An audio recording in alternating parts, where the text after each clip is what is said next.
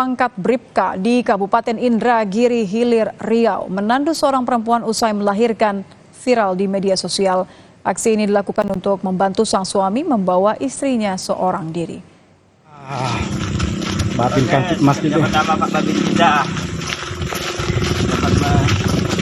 tugas pertama dapat pula kecil. Menggunakan kayu dan sarung, Bribka Heru Susanto menandu seorang perempuan untuk pulang ke rumahnya.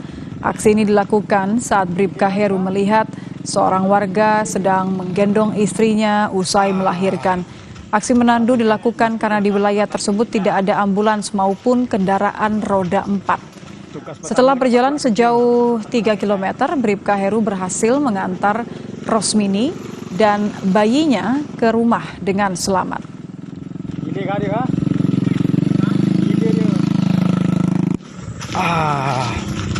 Babin kan masjid.